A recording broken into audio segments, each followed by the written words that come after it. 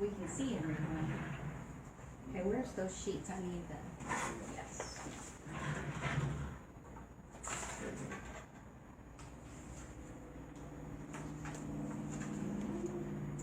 So, do we have headphones or do we need them? I got it. Oh, I didn't bring my headphones.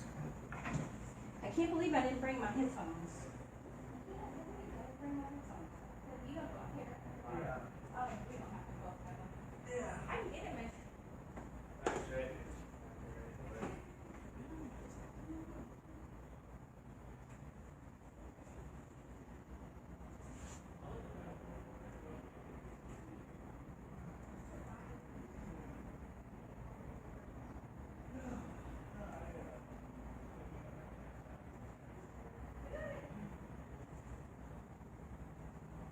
Sorry, baby, you're not gonna have any.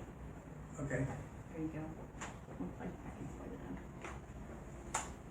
Think you can plug that in for me?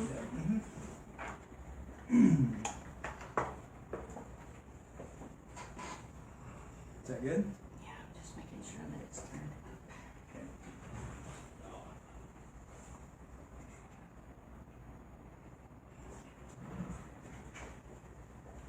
If I can't hear very well, I'm gonna have you reach and turn it. Okay. We got a lot of time.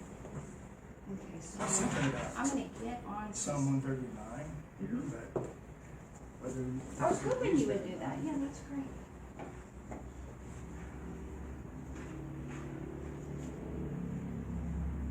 And I'm gonna go ahead and get on Facebook here, since that screen's not working. Okay, so.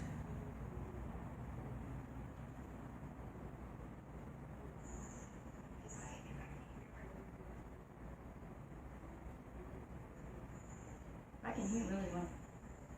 So I'll put my clip on. Can you hear me better?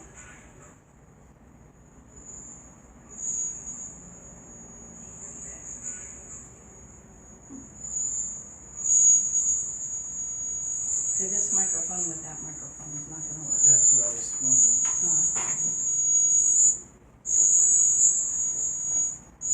You hear it? It's your beeping, you got Yeah, it's yours. probably mine. Yeah. So why don't we, instead of putting it right up near the microphone, move it. Here, we'll put it. No. Dang, I hadn't thought about that. Let me have that. Yeah, I hadn't either.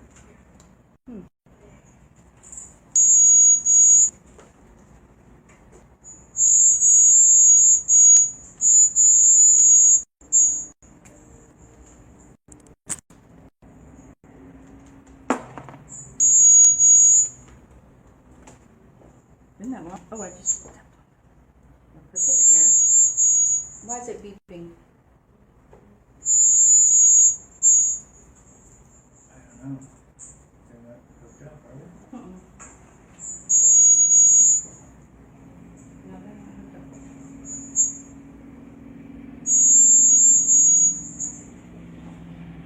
Still beeping. Still beeping.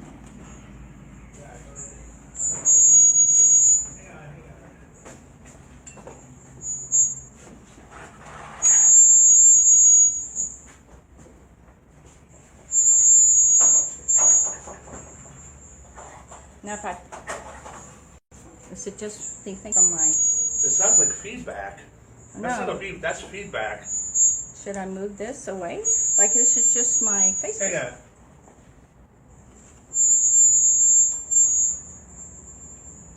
There, what? No?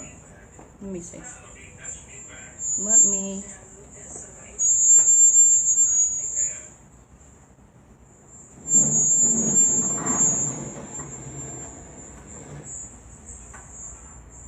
Look, I moved it farther away. Well, if I.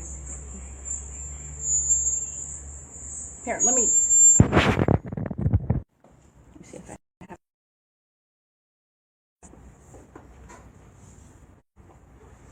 I don't know. It's gone. I don't know what to think of that. So, I'm just gonna move it back. Yeah. It was really good for you.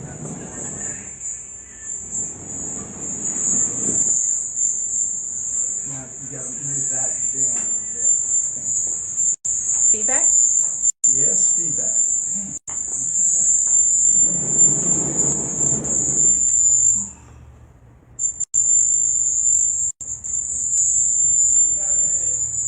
Okay. Okay. Yeah.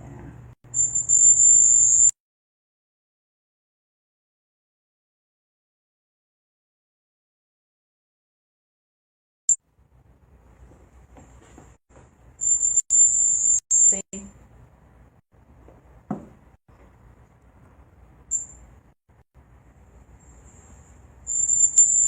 Yeah, we don't want that. Maybe it won't.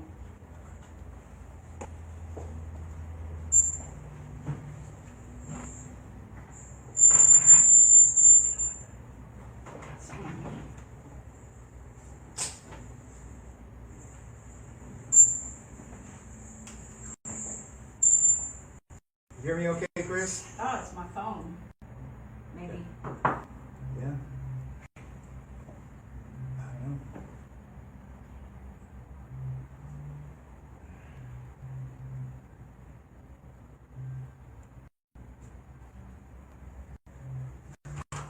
Obviously, you don't open. Okay.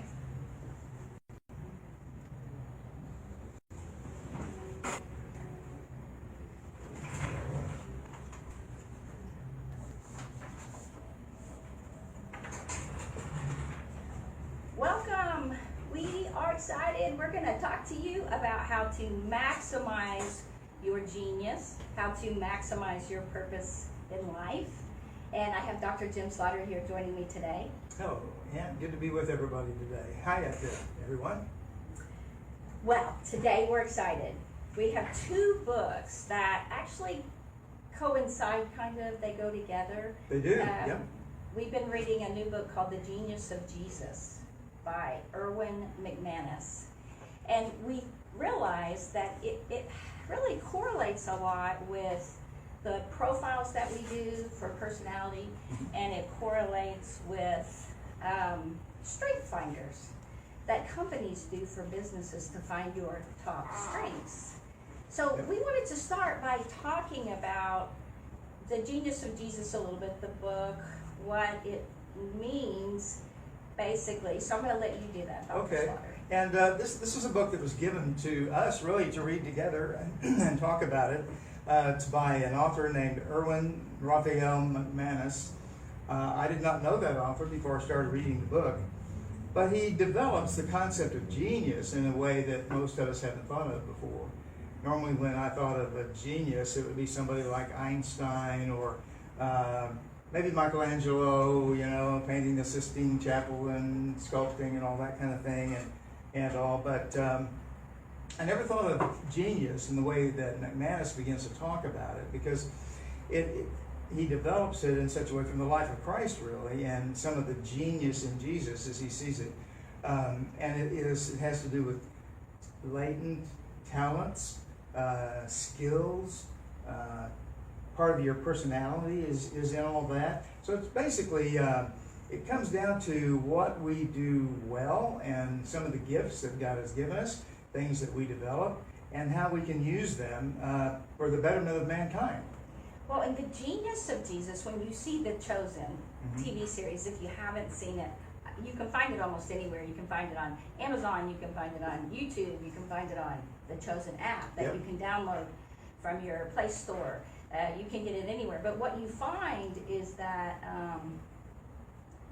you can see that genius in each episode. Every episode, you're drawn to him. You are really drawn to him, and I think that's that's a lot of the genius about Jesus, is the way he handles people, his patience, his self-discipline, his self-control. Right. There are just so many things that make him so likable, right? And I think that it's important to understand that we all have strengths. We all have genius within us. Right. And that's what I love about this book. And then what I began to talk to you about was how much StrengthFinders goes along with that. So StrengthFinders is by Tom Rath and Gallup, because Tom Rath used to work for Gallup, and it actually focuses on your strengths, not your weaknesses. And basically it says that a successful life is made through your strengths, and so you should work to hone your strengths until it becomes like a genius. But each person is different, and each person has the different top 5 strengths. So they actually have you take a test, and it tells you your top 5 strengths. And it's so interesting because they say, well, like you and I don't have the same 5. We're Not at very all. different. I mean, I don't have any of his 5, and he doesn't have any of my 5. No. Which Is actually is a good thing. We complement each other really well for what we do and who we are, I think. And the thing about Rath's book, when it first came out, it really flew in the face of common thinking. Most people thought, I need to hone those areas of my life where I'm weak. I need to build up my weaknesses. Rath says, no, not at all. What we need to do is to make our strengths stronger and to use them. And I had begun thinking, even before I read that book, that I can work my weaknesses, and I'm probably not going to get much better in those areas. So let's work on my strengths, make them stronger, and be a better person for that, and use my strengths. Well, and the reason is for, it's been proven that when you focus on your weakness, let's say you have good grades except for one that's almost failing, and so your parents say, you got to work on that, focus on that, right? And so when you start focusing on that to get that grade up, your other grades are going to come down. So when you focus on something, you're not focusing on the other things, so they tend to decrease. Well, you want to pass the course, of course. Definitely, we want you to pass. But yeah, focusing on that and trying to make that your strength is futile. Yes, because then if you focus on your weaknesses all the time, which a lot of people do, they think, oh, I need to work on these, and work on these, and work on these. Well, you can. If you're being inappropriate or destroying relationships or finances, things where it's destruction or bad, right? But in general, if you focus on your strengths all the time, you're going to be what they say is average. That's the best that you could be. Whereas if you focus on where your strengths are, you're going to be phenomenal. Yeah, that's a good word. And I think that's what that is about. Now, the genius of Jesus, Erwin McManus, has committed his life to the study of genius and the pursuit of God. And so he never knew that they would collide someday. And I think he says he's an iconoclast, an entrepreneur, a storyteller, fashion designer. I thought that was cool to find out he's a fashion designer, filmmaker, and a thought leader. Renaissance man. Huh? Yeah, and he says it kind of violates our view of reality. And that's what I'm saying. Like America, that's what you were saying. America tends to focus a lot on everything has to come up. Everything has to come up. So if you have weaknesses, you got to focus on that, right? Or if you have the grades, and that's what the schools do, right? Instead of, like, who is the painter who her parents homeschool her so she can develop her painting genius? And so she had some people saying that came to visit her saying, is this really a good education for her? Right. And she said, do you think what you do in public school is a good education?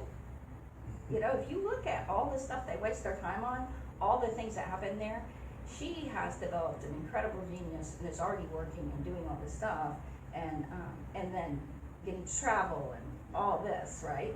And I thought that was very fascinating, that those parents understand the whole concept of strengths and the genius that's in us. Yes, they seem to, and they encourage their daughter to move in that direction. And, one of the things that we want to do in the program today is to encourage all of our listeners and people who watch to begin thinking, you know what, I am a genius too.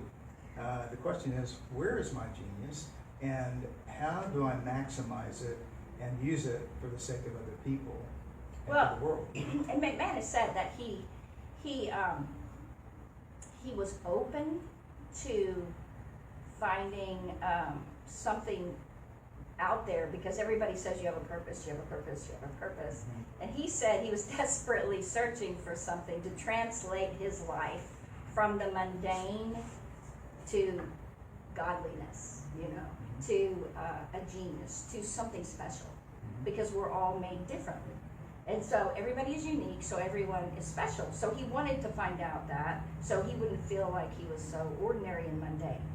His mundane life is what he calls it, right? And who wants that? Nobody. Nobody, right. So he says, although my search was academic, it was also far from personal. Growing up, I felt trapped within my own limits, and my path was blocked to a higher, better self. I was like Peter Parker. Now that is Spider-Man. Right. Always the interwoven. My fascination with, he said, I hope there was something within all of us that could transform us to our most heroic selves, to be heroes. What a way to put it. And, Isn't that great? and I have a lot of people that Spider-Man inspired them. Now I don't, Chris, our producer, inspired, yes. And so they talk about Peter Parker, and and so I think that was funny. That's a hero. Yeah, absolutely. And Chris, you should tell us. He's gone. I'd love to hear. Come back. Why? When you get time, you got to get on and tell us. Yeah. So he said most of his friends envied athletes or musicians or actors, and he envied, besides Spider-Man, philosophers, scientists, and inventors. yeah. And so anyone that was kind of invisible to everyone else, which I guess Spider-Man starts out kind of invisible to people. Yeah, just right? what a high school kid, right? And he said, I could live with being someone who was faster, stronger, smarter. Like, what is that, Superman? Yeah. Yeah. So just the endless possibilities of the unknown. So the fear, of course, was that there was no genius within me to be found. No God who could awaken my originality or the lack of it.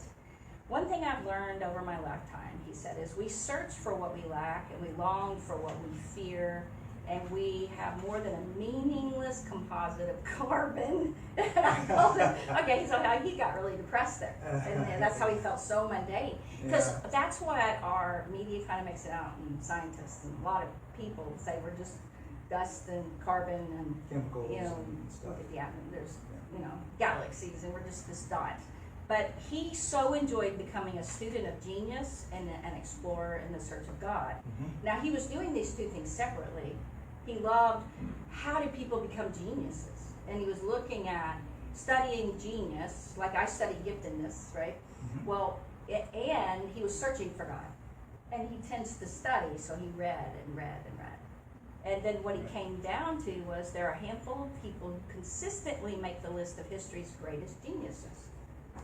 My list was always beginning with, the Renaissance man, the quintessential Renaissance man who always reads, and he's, He's who would you? artistic, Yes. he's a reader, he knows a little bit about math, a little bit about astronomy, a little bit about lots of things. And you love that. I think that do. you kind of emanate the Renaissance man in a lot of ways. Well, You have your thank you. candle, That's and nice you really love enhancing all the senses. I do. And you read, and you sit there like, I don't know, I just know that you kind of embrace that Renaissance man, and you taught about it. Yeah, I taught about it, that's right. So what was your fascination with the Renaissance? Well, the Renaissance is both good and bad from my perspective, but the good part was that so many new things, fresh thinking, diversion from stodgy darkness began to take place. And so many new astounding revelations were there. Copernicus comes up with a heliocentric solar system rather than a geocentric one. The sun is what. There were actually a planets lot are. of inventions then. Yeah, absolutely. And the printing press comes in there just before the time of Martin Luther, the 1500s and stuff.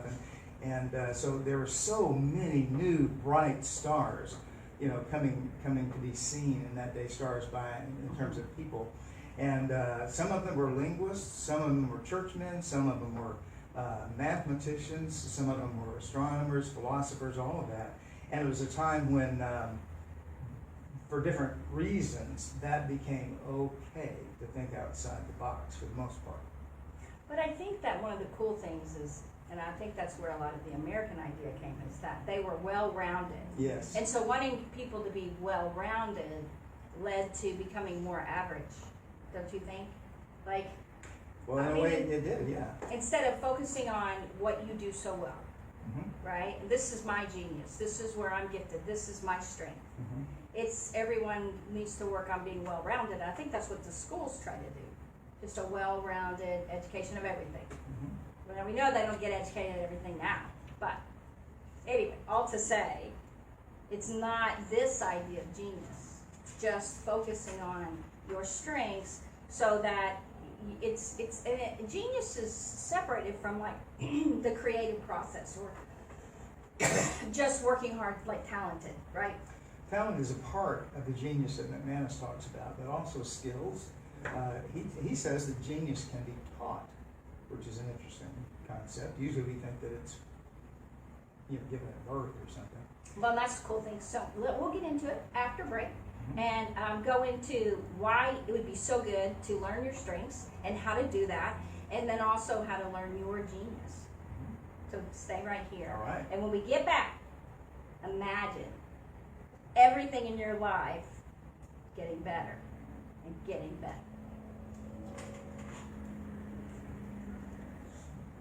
Yeah. Take your lights down. Oh no. I'll give it the last rights later. My mic or his mic? It is. No. This is us.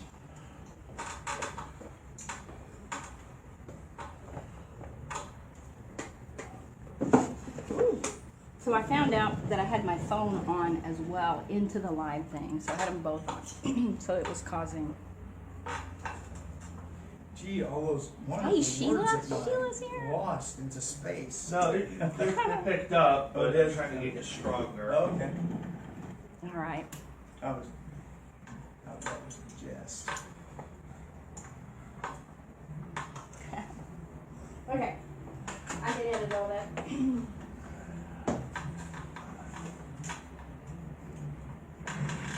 Okay. The genius of so my mic's okay. Yeah, But my you're more than headphones- okay. Yeah, you're fine. My headphones aren't gonna work though, right? So I'll just leave them. I don't know why. Can I put them on? They're working now. Awesome. Somebody. Yeah. Yay. Oh yeah, that works. Okay. You're gonna pick up now. Watch that. Okay. Watch the board. I won't touch it. Ah. I don't usually touch it. Which of these do you want? Any? Me? Yeah. No. You don't need it. I know you know this stuff like the back of your hand, No. but I brought it just in case you need to. Around But the I have thought a lot about it, and so, but I might need you to read off my strengths or something. Oh yeah, where did you write them down? I highlighted mine in circle groups. I know mine. We can talk about, how that fits into, So we can start with that. well, Unless you, why don't we do that when we come back? okay. You ain't, because I don't know. So for you, how you want to pull them together is really important. Oh, I can close this now.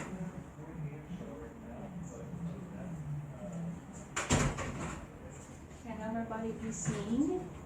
All right. Thanks, so.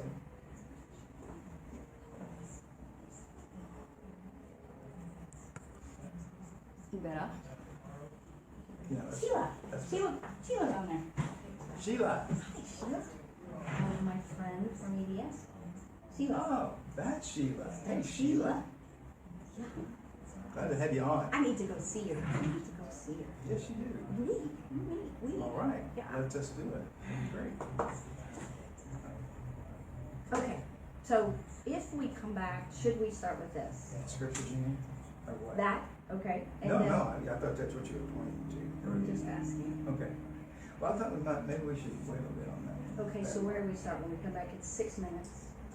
Well, we might want to just encourage people to think about, I know what it's going to be. McManus talks about the compassion of Christ as part of his genius, and becoming You can full talk. image of who he Because is. they can hear. You want to let them hear too? They can hear us. Right, yeah. Not as You well might not. because the microphone's made a beep, so. Okay, yeah. So the compassion. Well, yeah, because he talks about the genius of Christ being beyond just, of course, what he did, but who he was and what came out of his inner being. Something like compassion being a kind of genius. Okay, so.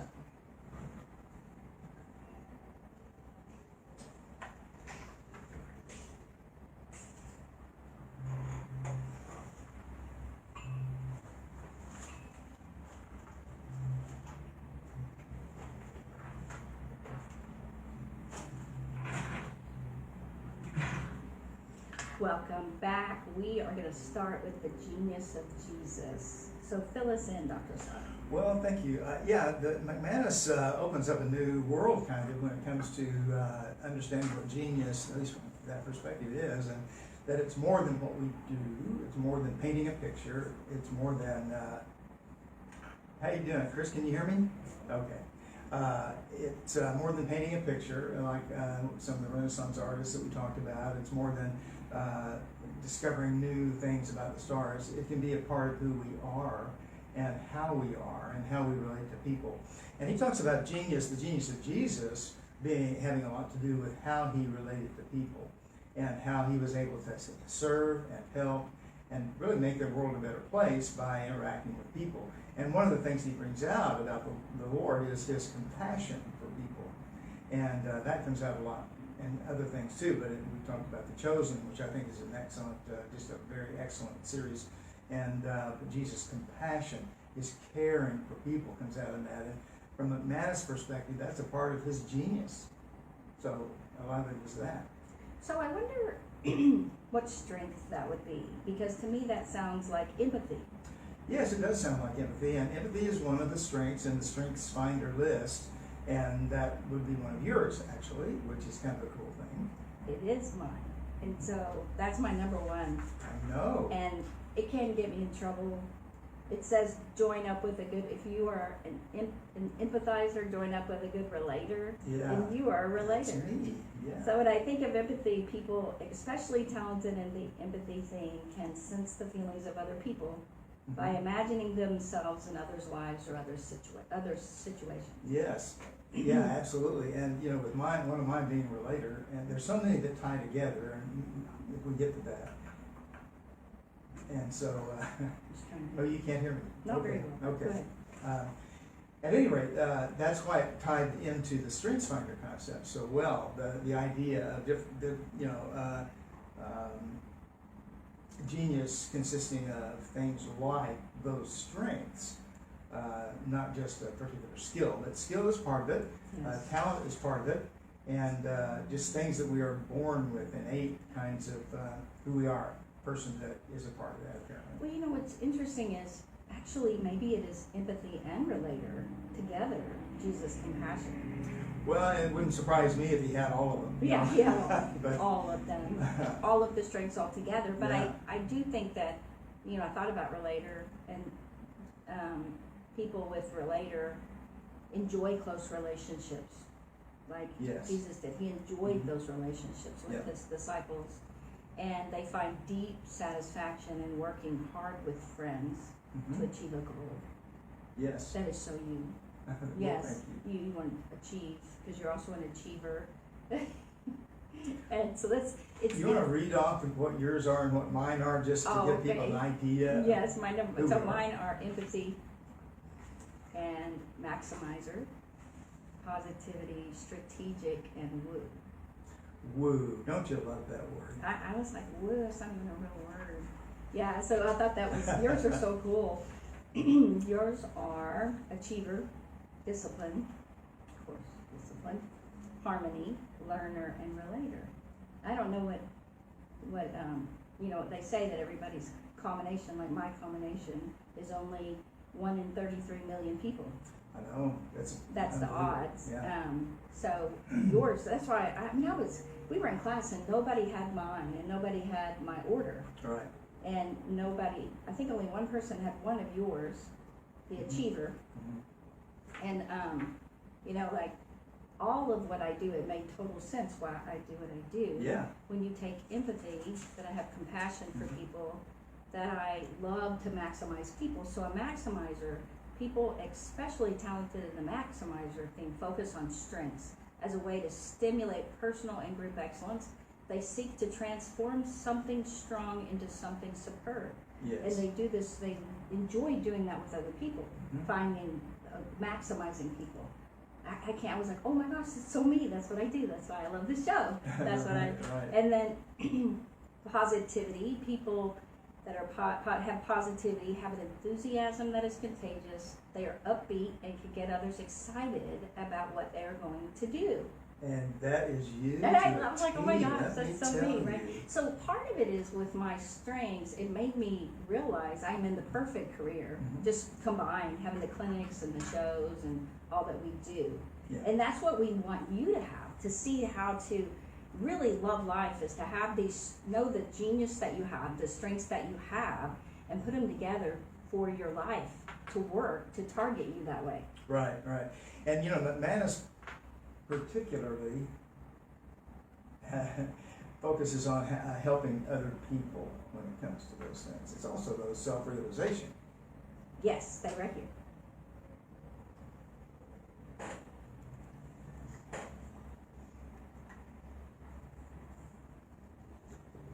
We may want to encourage them to. So we do don't have this we don't have a clock, No? so we can't see. So we're gonna, when he signals, that means he's counting down. Yeah, So when he I does, see him when he does, do that. that's 30 seconds, and when he does 6 seconds, so when he starts doing Oh, this isn't 3 minutes? that's 30. that's I know, that's what I thought. I didn't even know that was at 3. Because my other Christy would say 30, and Yeah. he would go, and then Tiffany did another one. I was like, I don't know what that means, right? All right, so okay, that's cool. So do you want to do any more with that? I'm going to give this to you. Well, I thought I might, you talked about how yours tie into what you do. Yes. You know, what your life work is, who Yes. you are. I might mention that too. I think mine was perfect for being a professor and even for a coach, you know, or a counselor. Especially the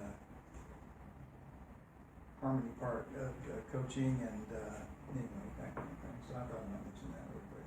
Okay, that would be good. And so when are you wanting to do that? So the next one is 15 and a half. Trying to see what's going on with your lights. Yeah, I can't hear him very well, so I was wondering. Man, I'm right against it. But are you by this? This is what I was, oh yeah, yeah, you're right there by that.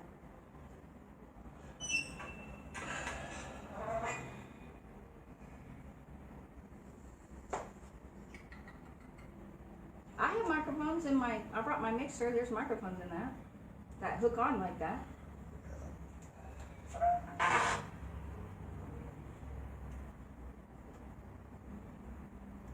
That's not the mic, it's the cable. That's what I was wondering. So should we switch? No, it's not enough time. Okay. Actually, try sort of to isolate this.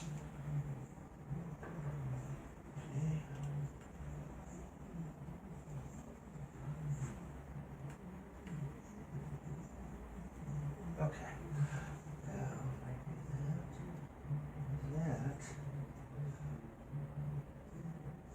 Yeah, you're fine. You just talking to Mike real quick? Yes, I'll talk in. I can hear myself really well. Yeah, you're fine.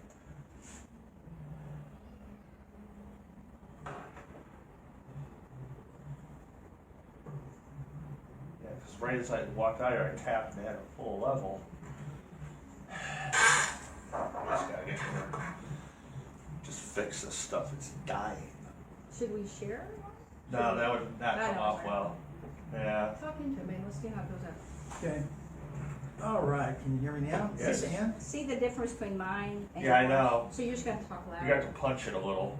Gonna speak up? Yeah. Okay. Like yeah, you and I have a billowing voice and I can't even get this thing to dance. Okay. What time? It is. You want to see what time it is? I need an exact time. 12:32. Here's my phone. 12:33.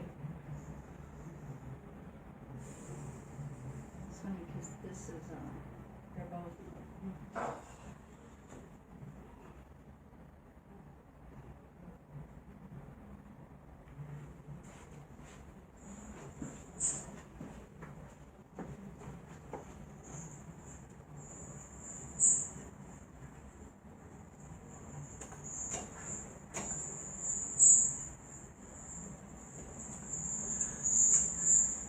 Yeah, we're just gonna have to write it out. Ron's there. Hey, Ron. We're gonna have to write it out. Okay, we'll just, See, that's we'll causing just the buzz. speak up and hope we can get some words Turn it out or something. Okay. We're about to tell.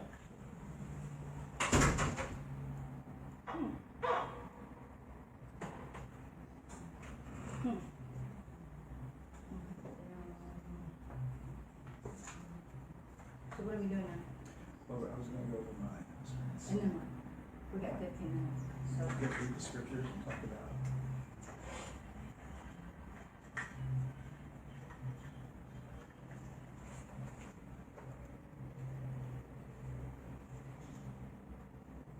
why do your strengths matter? Well, do you want to be a genius and have an extremely exciting, wonderful purpose in life and love life? Targeting your strengths and knowing your genius is the way to do that. And targeting your strengths in your life. So when you know your strengths, then you know where you should be. And is it the coolest thing? Yeah, it sure is. And we're having trouble with my mic, so I'm going to speak up a lot more than I did before, and hopefully you can hear me better. Is that any better? Thank you, Chris. Okay. And Ann went over some of your strengths from that StrengthFinder survey, and I was going to go over mine. One of mine is achiever, one is discipline, one is harmony, one is learner, and one is relator. And I was thinking how perfectly those strengths prepared me and enabled me, allowed me to go into a teaching profession. I was a professor for a couple of decades, and it went well for me, and I enjoyed it to the hilt immensely, and students responded well. But if I hadn't have been those things, I might not have ever ended up as a teacher in a graduate school. You know? mean your strengths? Yeah, Yes. yeah, ended up with that. So it's interesting how you and I have kind of gone the direction that our strengths led us. And I according to what McManus is saying, our genius. Right, our genius. Yeah. And I do think that as a professor, you have professors that students like, and you have professors that students don't like. Mm-hmm. You have professors that take time with their students, and they seem to really enjoy it, and they have a passion for what they're teaching. Yeah. And then you have professors that don't seem like that. I mean, if they're enjoying it, definitely doesn't look like it. They just read their lecture notes. Yeah, so they're definitely in the wrong field. Seem to be. And we don't want that to happen to you. We don't want you to follow, oh, okay, well, I'm good at math, so I'll go into math, right? And then, being good at something doesn't necessarily mean that's your strength for your life purpose, right? Yeah, no, it doesn't necessarily. I was good at sports, so I could have been a coach. Could be. Right? And it kind of depends on who you talk to. Like if you say, oh, I love sports, oh, you should be a coach. If I say, I love medicine, oh, you should be a nurse if you're a female. If you're a male, but be a doctor, be a vet. Say you love animals, oh, you should be a vet. So it kind of depends on where the person's background, knowledge, whereas Timothy, if you tell him you love dirt, he would say, be an archaeologist, be a paleontologist, right? Go dig in the ground. But other people might say, what? Be a gardener. Yeah. So it just kind of depends on their background. So little kids can lose their passion, knowing their strengths and saying, I want to do that, and then someone says, oh, you'll make no money at that. Right, right. Or, oh, like you wanted to be an archaeologist. Yes, I did at one time. And you were told, well, you would get car sick. Yeah, you have to travel a lot, and I didn't like to travel because I got car sick. And he said, well, then you don't want to be an archaeologist. Yeah, so you put that behind you. Yeah, I put it behind me, and anyway, I didn't end up doing that. But you would love it, and we are going to go on a dig. We are going to go on a dig. I really still enjoy the topic, and that science is, to me, it's terribly fascinating. And it would fit with your strengths as well, when you think about it with all those people, and so it's kind of funny, when I say go on a dig, Timothy Mahoney from Patterns of Evidence, you can go on the computer and look that up, patternsofevidence.com, and he takes people on archaeological digs, but it's also all of the discovered archaeological finds in Israel and for the Bible. Yeah. And he shows you patterns that develop from all of the archaeological evidence, and it's just really cool. Yeah, I'm going to second that. Go on that website, Patterns of Evidence, and just take a look if you're interested in history, and especially ancient history at all. Look at it. It's really, really good. So, for you, And good here? yeah, Yeah, one of the things that also that came to my mind, and Ann and I were talking about it coming in, was the fact that, the scriptures support the idea of God's interaction, creative power, supervision of us, and all of our genius, including talents, skills, all of those things. And I want to read a passage from the scriptures that deals with that. Psalm 139 is very familiar to a lot of people. Verses 13 through especially 16, and here's how it goes. David wrote this. The superscription, by the way, says, "For the director of music of David, a psalm." And in verse 13 it says, "For you created my inmost being. You knit me together in my mother's womb. I praise you because I am fearfully and wonderfully made. Your works are wonderful. I know that full well. My frame was not hidden from you when I was made in the secret place, when I was woven together in the depths of the earth.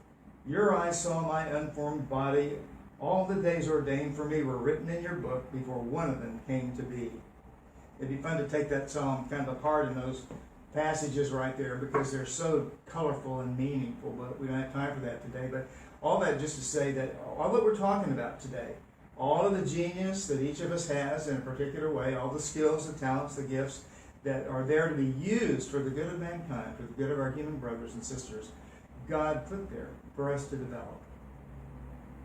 It's interesting that we already were made that way, just realizing it. And that's where StrengthFinders helps you, right? You Yes. learn, these are my strengths. And you realize you have wonderful abilities that God gave you. It's when you compare that you get depressed, because you see strengths in other people and you don't have those strengths, right? You have different strengths.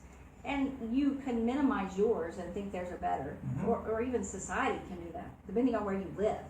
Yeah. Because different cultures value different kinds of strengths, Yeah. right? And, everyone in India seems to be a doctor, right? Yeah. And, it's just like they're all doctors. They can't all be doctors, but it's like they're going to be doctors. Seems like it. Medical, yeah. And so part of it is realizing you each have these unique strengths that make you genius. Right, and not to minimize yourself at all. I'm just, saying again what you said. But I remember when I started teaching in higher education, I did tend to compare myself to some of the other professors who had been around for a while, and there was a time when I really wondered if I should be there. And there's a name for that syndrome now, where people think they're not good enough to be where they've been put. That's not true. You need to bloom where you're planted, and if you have the skills to go a certain place and do a certain thing, then enjoy that, use those skills, and don't compare yourself to other people, because they do other things. You do what you do, and do it well. So that's one of the things I learned coming through that. What was that movie with the guy in college at Notre Dame that he wanted to play football? Rudy. Thank you. He's Rudy. But he wasn't. He was not that great at that, right? He worked hard. He spent all his time. He wanted to do it really, really badly to make the team and play. And he worked and gave all his time. Didn't focus on school too well. The only reason he focused on school was to be able to stay and play football. But who knows what his real strengths were? But he is remembered for this, that he finally got to play in the very last game, his senior year, the last game, last moment of the game. Right. And had some success, there. Well, he did. Time, He made a touchdown, right? I think Did so. he make a touchdown? Yes, he did, Chris. No, he didn't make a touchdown. Tell me what happened.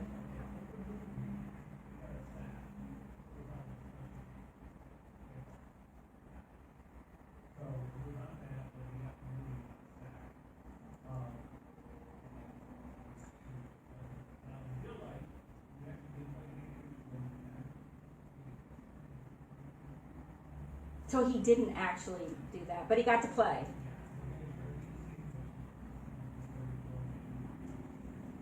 Yeah. Oh, those movie prowess. So Rudy got to actually be in the game, play in the game, at least one series, or one down at least. I don't remember how it went, but for Notre Dame in a real game, and that's something I never did. No, And no, so, and that was exciting. But yeah. Like football, he loved football. Mhm. He loved football. He loved being with the team. So it was like, what should he have been doing in that area instead? I think sportscasting. Okay, yeah. Things like that. I mean, you look at what his strengths actually were that he ignored, basically, Mhm. and his family loved the football too, Notre Dame football, everybody, so who formed that in him, I don't know. But that's Yeah. where you can spend your whole life working so hard in the wrong area. Well, you can, especially if somebody's put that bug in your ear that when you grow up, you must be a doctor, an MD, or some other kind of doctor. Mhm. You must be this, or you must do that. And so, sometimes parents try to live their lives out through their kids, and that doesn't end well. Yeah, that's hard though, because I played volleyball in college and my kids love volleyball, and then eventually they didn't, like Ashley's senior year, she wanted out of volleyball. Yeah. And yeah. I was devastated because I was just like, I had to really because one of the things as parents, we love going to these games and all our friends and their kids, and Yeah. you make your social life doing that, and it's like, oh, I really like going. Of course, you could still go. Could even go. though- Yeah. So I had to really think about that, not live through my child. But, I do know when you talk about that, like, you went from wanting to be an archaeologist to doing pre-med and wanting to go to med Yeah, school. the only reason I did that, though, is because I really did enjoy sciences. Yeah. And I loved biology and chemistry in particular. Pretty well hated physics, but that was another issue. But overall, I loved the sciences, and I thought, well, why not medicine, I didn't think about the pay or what I was going to have to do or anything. I just thought, well, and God changed my mind along the way, and I'm thankful that He did. Well, and Tom Rath encourages the reader to pinpoint things he or she is good at. So we really encourage you to do that, to focus on developing those qualities rather than expend time and energy improving weaknesses or fixing things that are wrong. Yeah, And absolutely. if you have a critic in your family, a pretty strong critic, or even a pretty strong perfectionist, they can point out flaws all the time. Mhm. And so, or a lot.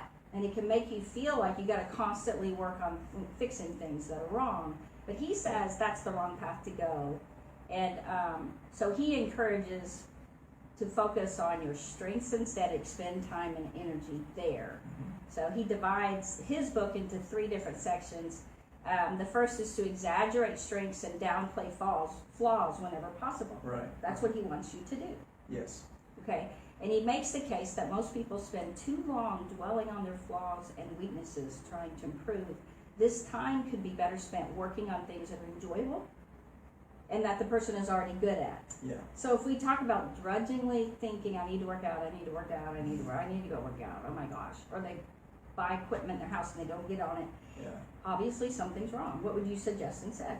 Well, you end up doing something that doesn't make you have to go to the gym 4 or 5 times a week, and you do something that you enjoy, but still gives you some exercise and an opportunity to work out in a different way.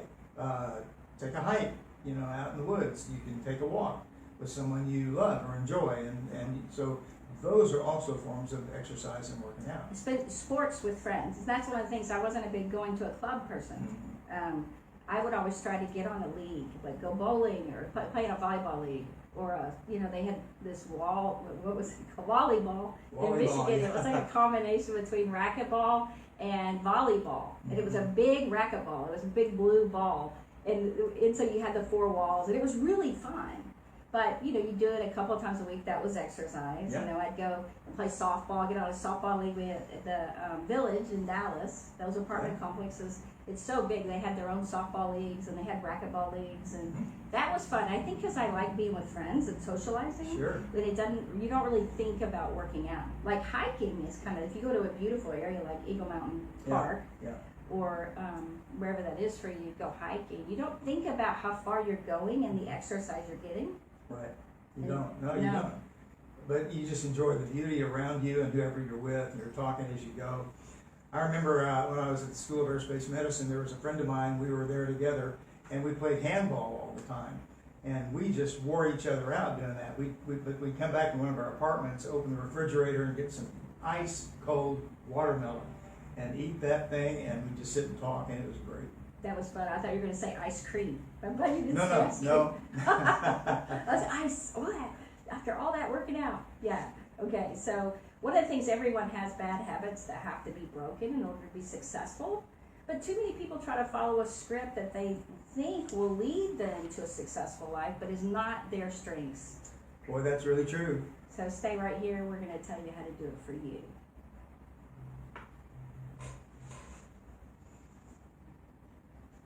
Can you hear me better? Can you hear me? Okay.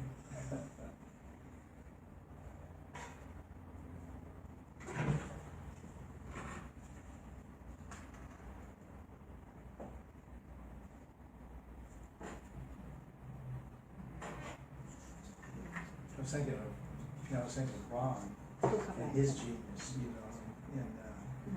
Ron Neitzel. Ron Neitzel. Ron Neitzel's a genius. Wasn't that the one you put like the little glove on, the wall ball, and like the fingers would be kind of. No, that's squash, right? No, that's not squash. No, Is that's that handball. Handball. Yeah. Handball. Yeah, where the I haven't just played padded that. That beer is and hard. yeah. I've seen it. Does it hurt your hand? No, I look. I'm not playing it. I can You tell have you. Can you imagine how hand-eye coordinated you'd have to be? Because you Yeah. just have. I like the bigger racket, right? Like I don't know. You could probably do. You were good. I played handball before tennis. racquetball ever came Yeah. in. I You used to did. think that those racquetball guys were wusses. But the truth is, if you know how to do it, you can get a Hey. really good workout. See, I used to play hockey. We used to think racquetball guys were wusses. Oh yeah. Well, hockey guys are Racquetball. just crazy. I Well, thought racquetball takes a lot of, It's a risk thing. He ability. could kill me. I had a lot of athleticism, but man, you could kill me at racquetball because he would just flip the wrist and hit it in the corner at the bottom, right? Yeah. You had this. Is that because you played handball that you could do that? Yeah, I That think so. accuracy? It's a good start. Yeah. Yeah. And but it does hurt your hand at Well, first. I never played on a team ever, but one of my favorite sports to play was volleyball. Beach volleyball's the best. Look at that beeping on Facebook. Mm-hmm. Okay, it comes and goes. Kind of like the athlete's foot. or whatever. Yes, Yeah. they come and go. Now, the one game that in Michigan we used to play, Detroit, is it's called curveball. And that's where you have a tennis ball. Okay. That's where you have a tennis ball, and you set up these lines, and it's kind of like a baseball game, kind of, where you can play one-on-one with your buddies. You have these certain boundary lines, and if you don't catch it and it lands there, it's a single, double, triple home run. Oh, okay. Yeah. I got you. Those are fun games. Yeah. I like games like I that. can't tell you how many times I've wrecked my hands playing that game. It was yeah. fun. Yeah. Yeah. Yeah. All I right. had a client the other day that they were on a double date, and the guys wanted to take them to paintball. Now, And, miniature golf. and she was Now, like, that's- when she was like, what? No, I'm thinking paintball. It hurts. Not a good place to think. No, I was if very you're surprised. serious about the date anyway. Okay.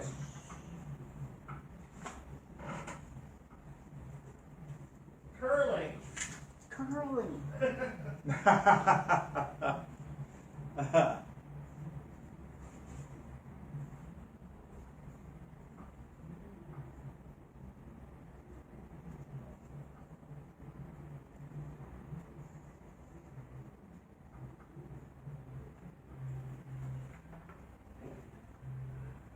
See, this is how we get better.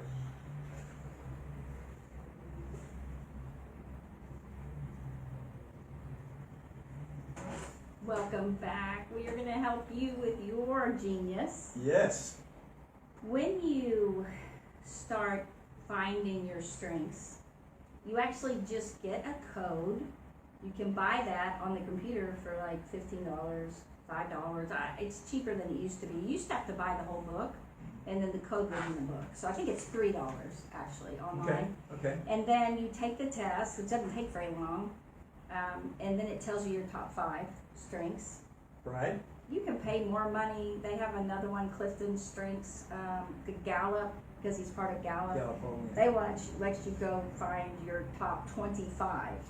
But to me, it takes the focus off your top 5. Yeah, to me that's a distraction. Right. Along with just identifying your strengths, though, when you take the survey, it explains the strength, and it also tells how to use it well. Yes. Yeah. And the book has all the actual explanations for all of them.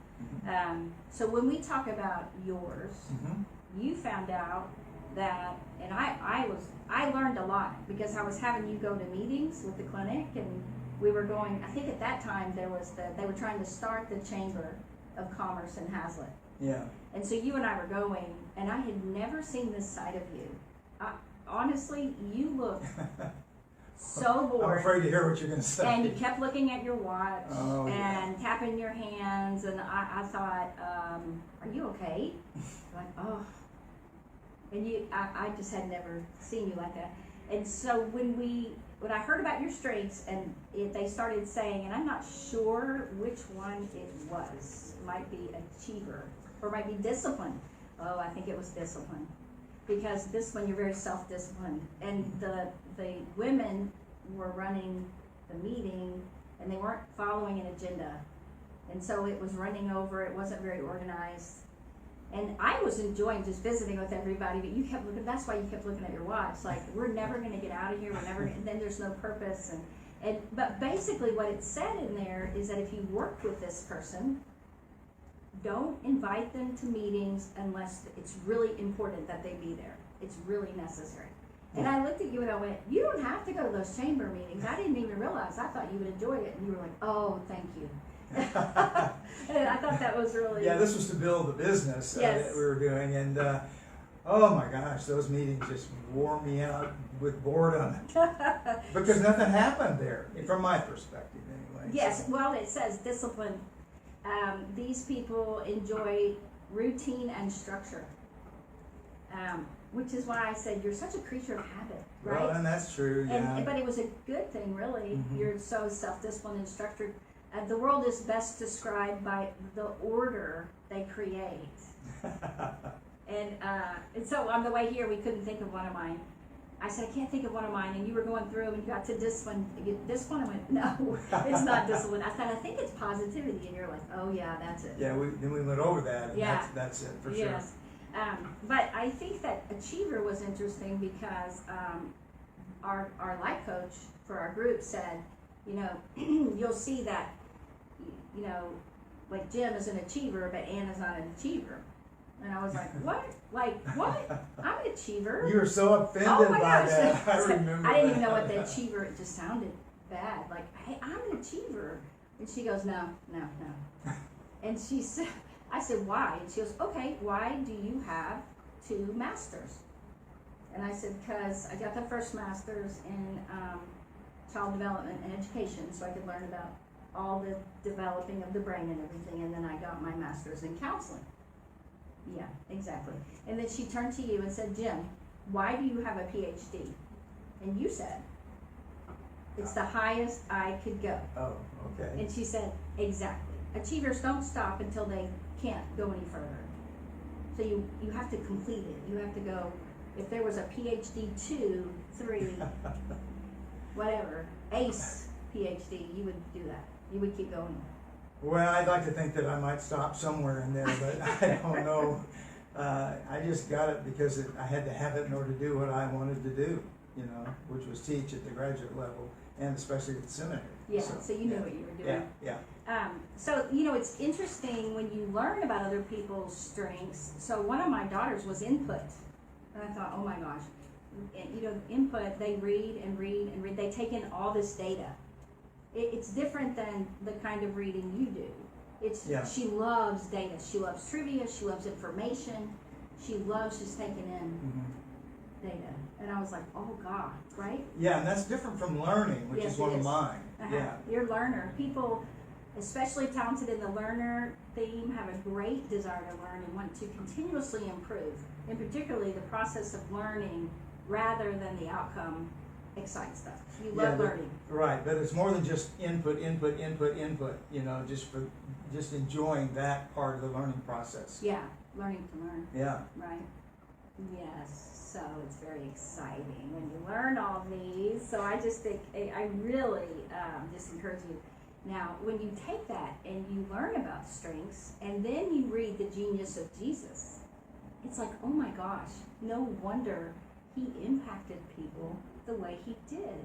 Like, how? Because you just look at, when you watch The Chosen, and that actually takes in the detail and his character, and they do it over many, many, many seasons, and you see all these strengths coming out, and you see why people just follow him and love him and feel so impacted just by his presence. Yeah, and his being, you know. So go ahead. I was just going to say how he is with people, how he comes across with people. Yes. Yeah. It was done. It was done in 2 seconds, and then you start talking. So you just kind of watch that. 2 seconds, 6 seconds, not minutes. 2 seconds. And when he goes 1, that's 1 minute, and then he goes 30 seconds. And so when he gets down here, that's minutes. Seconds. That's what's confusing. Did you think you had 2 minutes? I did. Yeah. All right. Just put your hand. So.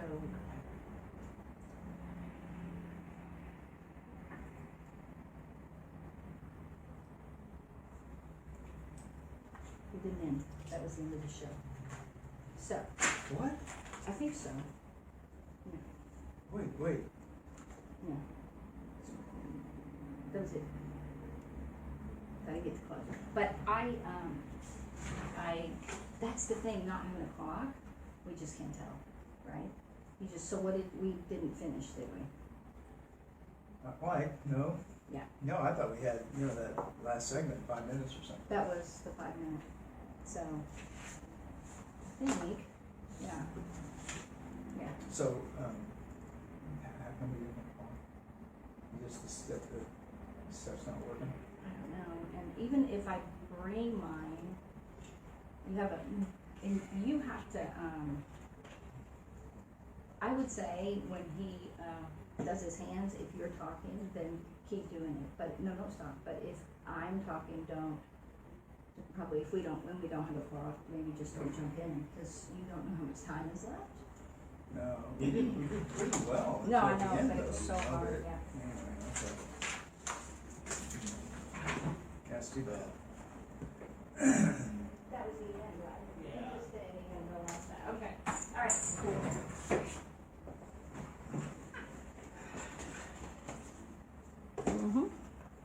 Bye, guys. Oh, Wayne is here. Oh my gosh, that's awesome. There we go. You want to say bye? Bye, everybody. Thank you for being with us.